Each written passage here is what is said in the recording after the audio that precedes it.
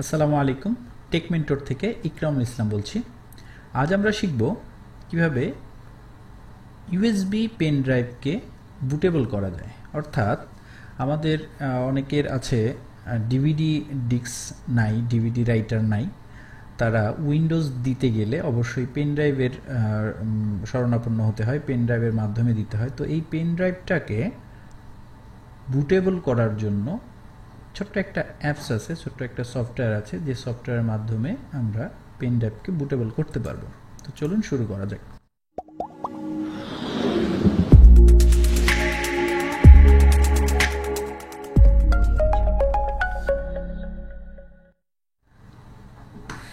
উইন্ডোজের মাইক্রোসফটের অফিসিয়াল যে পেজটা আছে, এই পেজে গিয়ে আমরা সার্চ করব উইন্ডোজ ইউএসবি ডিভিডি ডাউনলোড টুল, অথবা শুধু ডিভিডি টুল লিখলেও চলে আসবে।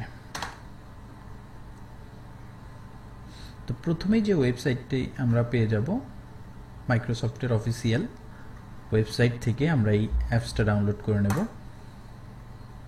ওকে, ঠিক এখানে নিচের দিকে ইনস্টলেশনের পাশেই লেখা আছে উইন্ডোজ ইউএসবি ডিভিডি ডাউনলোড টুল। এই ছোট্ট একটা সফটওয়্যারের মাধ্যমে আমরা কাজটা করব। তো এখানে ডাউনলোডের অপশনগুলো আমরা পেয়ে যাব, যে উইন্ডোজ ডিভিডি টুল ডাউনলোড। ওকে, এখানে কিছু ল্যাঙ্গুয়েজের বিভিন্ন ভার্সনের আছে। তো আমরা ইউএস, যেটা ইংলিশ ইউএস, এটা আমরা নেব। মাত্র 2.6 MB total size. Next, automatic download শুরু হয়ে যাবে। আমরা ডাউনলোড করে নিলাম।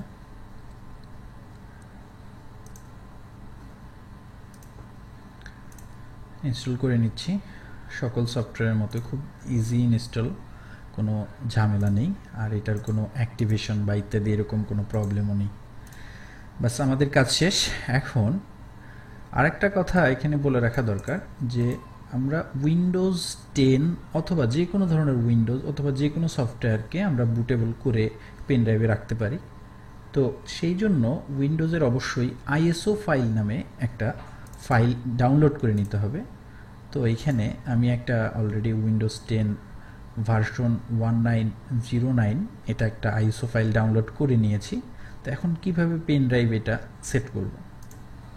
তো যে সফটওয়্যারটা আমরা ইনস্টল করলাম উইন্ডোজ 7 ইউএসবি ডিভিডি টুল, এটাকে আমরা ওপেন করব। ওপেন করলে এখানে বলছে স্টেপ 1 থেকে স্টেপ 4 চারটা কাজ আছে। প্রথম কাজ হচ্ছে যে আইএসও ফাইলটাকে আমরা দেখিয়ে দিতে হবে, যে কোথায় আইএসও ফাইলটা আছে, সেই আইএসও ফাইলটা আমরা দেখিয়ে দেব। তো আমার যেহেতু ডেস্কটপে আছে, ডেস্কটপে যাচ্ছি, ডেস্কটপ উইন্ডোজ 10, এই আইএসও ফাইলটা আমরা দেখিয়ে দিলাম। দ্বিতীয় কাজ হচ্ছে যে আমি ইউএসবি ড্রাইভটা কি প্লাগ ইন করেছি কিনা। তো দেখে আসি, আমি ইউএসবি ড্রাইভটা প্লাগ ইন করেছি। এটাকে ফরম্যাট দিয়ে নিতে হবে, অথবা আমরা যখন সেটআপ শুরু করব অটোমেটিক এটা ফরম্যাট করে ফেলবে। তো আমি এটা দিয়েই ফরম্যাটটা করে নিচ্ছি। ওকে, এখন এখানে শো করবে যদি আমার পেন ড্রাইভটা ঠিকভাবে প্লাগ ইন হয়ে থাকে এবং সাপোর্টেড হয়ে থাকে, তাহলে অবশ্যই এখানে শো করবে। যদি কোনো কারণে আমাদের পেন ড্রাইভের স্পেস কম থাকে, বিশেষ করে অনেকেই 4 জিবির পেন ড্রাইভ ইউজ করতে পারে, তো 4 জিবিটাতে মাঝে মধ্যে প্রবলেম হতে পারে। 4 জিবির উপরে 8 জিবি, 16 জিবি, 32 জিবি, যে কোনো সাইজের পেন ড্রাইভে এটা খুব সহজেই কাজ হয়ে যায়। তো আমাদের আর কাজ নেই। কোনো কারণে যদি আমরা পেন ড্রাইভটাকে শো না করাতে পারি, এখানে রিফ্রেশ করলে অটোমেটিক চলে আসবে। ঠিক আছে, বিং কপি, এখানে একটা এসএমএস দিচ্ছে যে যে সিলেক্টেড ইউএসবি ড্রাইভটা অবশ্যই আমরা ইরেজ করে ফেলবো। কোনো ফাইল যদি থেকে থাকে অবশ্যই আপনারা এটা সেভ করে রাখবেন। তাই আমি ইরেজ ইউএসবি ডিভাইস, আর একবার কনফার্মেশন, ইয়েস। প্রথমে সে এটাকে ফরম্যাট করে নেবে, এরপর এটাকে সে বুটেবল ইউএসবি ফাইলে কনভার্ট করে ফেলবে। এটা হতে বেশিক্ষণ সময় লাগে না। কম্পিউটারের স্পিডের উপর, কম্পিউটারের কনফিগারেশনের উপর এটা ডিপেন্ড করে। তো আমি এটা কমপ্লিট হওয়ার পর আবার আসছি।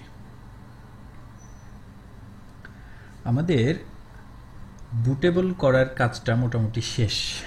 যখন 100% হয়ে যাবে এখানে স্টার্ট ওভার লিখলেই ক্লিক করলেই কাজ শেষ।